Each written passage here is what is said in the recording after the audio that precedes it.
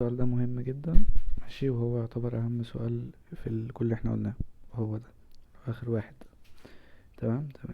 اول حاجة، انت السؤال ده بتعمل ايه؟ تيجي تجيب المحددة عشان هو describe. فمعاملات اكس 18 نص معامل التاني، نص معامل التالت. كده معاملات واي نص معامل ده، وده ينزل زي ما هو، نص معامل ده، واعكس دول 59 على الاتنين سالب 15 على الاتنين، واختم بالسالب. الحاجات دي احنا حفظناها بيساوي زيرو. وطبعا التان الثيتا تروح تجيبها برضو كده. انت عملت اول خطوتين في الديسكرايب. ماشي. ماشي. نيجي بقى للتحليل. نيجي بقى ايه للتحليل. التحليل، لو انت جيت حللت هيطلع لك اول واحد 2 على التلاتة، فهتعكس الاشارة وودي التلاتة الناحية التانية. ان واي زائد الفا او بيتا، زي ما قلتلك ترتيب الرموز مش هيفرق. طيب الناحية التانية، الناحية التانية هيطلع لك تلت اعكس الاشارة، يبقى 3 اكس ناقص واي زائد بيتا. تمام. اه انت اول ما تيجي تجرب تاخد الاول مع الاول، هتلاقيه مش هتلاقيه ظبط معاك. ثانية، دي 3 على الاتنين ولا 2 على التلاتة؟ مود ايكويجن 3 18 سالب 33 و9. 3 على الاتنين، اوكي. 3 على الاتنين، 3 على الاتنين. حلو. حلو. اول ما تيجي تجرب تجيب الاول في الاول هيطلع لك 6 اكس سكوير مش 18. فساعتها هنا بقى انت لازم تقف. دي بقى المشكلة ايه في طريقة التحليل اللي احنا قلنا عليها. هنا لازم تقف كده في 3 ناقصة. التلاتة دي يا اما تضربها في البراكت ده يا اما تضربها في البراكت ده، مع مراعاة ان الالفا والبيتا مش هيتغيروا. يعني مش هتضربها في الالفا لان ده كده كده ثابت. تمام.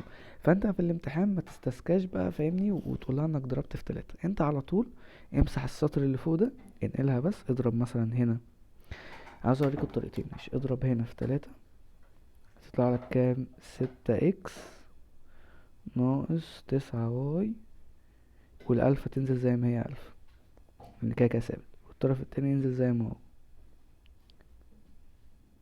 بيساوي زيرو. وتبدأ تحلل دي، او تضرب الطرف ده هو اللي في 3. تعال نجرب دي ونجرب دي. ماشي. تعال نجرب هنا تبقى كام؟ 18 اكس سكوير بعد مش عارف الخط بقى ماله.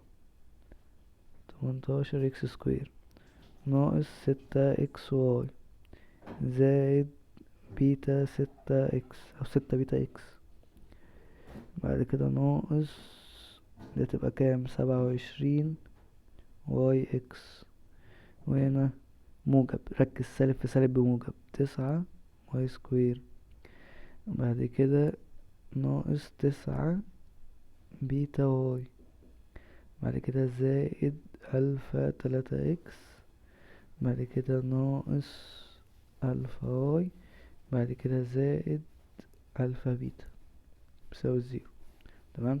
27 واي اكس مع سالب 6 اكس واي بتاعك سالب 33 اللي هي معايا، والسالب 18 اكس هي اللي معايا مظبوطة، وال9 واي اكس هي اللي معايا مظبوطة. تمام. تعال نجيب بقى ايه معامل اكس. هتبقى 6 بيتا زائد فين اهو 3 الف. ده معامل اكس. طيب فين معامل واي؟ سالب 9 بيتا زائد سالب 1000. سالب 1000 واي. وطبعا والالفا والبيتا، الالفا والبيتا كده كده بيساوي كام؟ سالب 14. تمام. معامل اكس المفروض يساوي كام؟ 59. ومعامل واي سالب 15.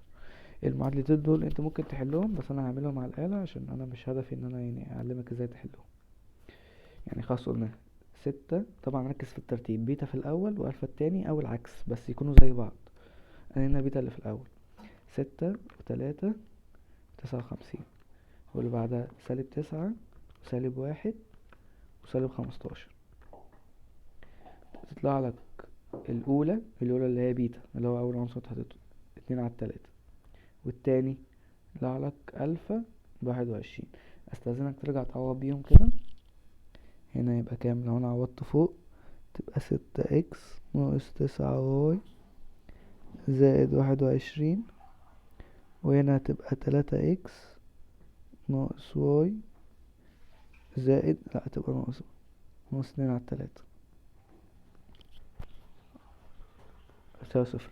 هتقولي دي شكلها مش عاجبني. هقولك يا عم اسحب من هنا 3 تبقى لك 2x ناقص 3y زائد 7، واضرب التلاتة دي في القوس التاني. انت مش سحبتها من القوس ده، اضربها في القوس التاني. يطلع لك 9x ناقص 3y ناقص 2 يساوي 0. فاكر الشكل ده؟ احفظه كويس، اللي كان فيه 7 اهو. تعال نمسح اللي فوقيه. خلاص انت بقى بترسم بقى بعدها، بس احنا مش جاي اناقشك في الرسم.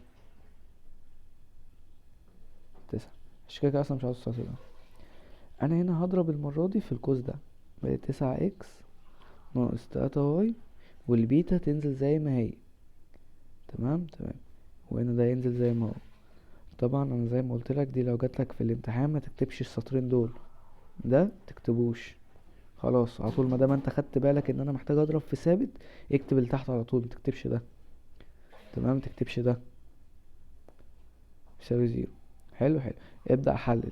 9 في 2 18 اكس سكوير، وهنا هيبقى لك ناقص 6 اكس واي زائد 2 بيتا اكس، بعد كده سالب 27 اكس واي موجب 9 واي سكوير. اوعى تنسى موجب دي عشان سالب مع سالب. كده هتبقى سالب 3 بيتا واي، بعد كده موجب 9 الفا اكس، كده سالب 3 الفا واي، بعد كده زائد الفا بيتا يساوي 0. طبعا التسعة دي خلاص ملناش دعوة بيها، وال27 والسالب 6 ملناش دعوة بيهم، والاكس سكوير ملناش دعوة بيهم. معامل اكس 2 بيتا زائد كام؟ 2 بيتا زائد 9 الفا يساوي 59. معامل واي سالب 3 بيتا زائد سالب 3 الفا يساوي كام؟ سالب 15. يلا على الآلة مود equation 1. طبعا دي في الامتحان انت بتحلهم 2 9 59 سالب 3 وسالب 3 وسالب 15. تطلع لك ان بيتا الاولى اول واحدة ب2، وان الالفا ب7. بيتا بسالب 2، بيتا بسالب 2. اطلع فوق، شيل كل ايه الفا وحط 7، شيل كل بيتا وحط سالب 2. بص 2x ناقص، يبقى 2x ناقص 3y زائد 7 اهو، 9x ناقص 3y ناقص 2 اهو. بس فسواء مشيت كده او مشيت كده هي انت بس مهم ان عينك تلقط ان انا محتاج اضرب في ثابت، والثابت ده اللي هو ال3 في البراكت ده، في البراكت ده مش هتفرق. تمام. بس ودي غالبا التركه الوحيده اللي خدت بالي منها في طريقه التحليل اللي احنا بنعملها على الآلة يعني. بس لو حد عنده رأي، لو حد عنده رأي تاني يقول على فكرة، ولو الفكرة حلوة او استفدتوا يعني منه يعني ما اظنش حد يقعد كل ده، بس اللي يقعد كل ده يبقى يقول لو عاوز نكمل الباقي كده ولا لا، اللي هي السيركل والبارابولا والهاي بارابولا والإليبس، ولا نخليها زي كل مرة ميتنج بقى وخلاص. وطبعا لو فكرة ان انا اقسم الشاشة ودي ظبطت الموضوع شوية وخليته احسن، عشان انا كان عندي مشكلة مع الموضوع ده، متنسوش تدعوا للي قالها لي بقى، ان هي مش فكرتي.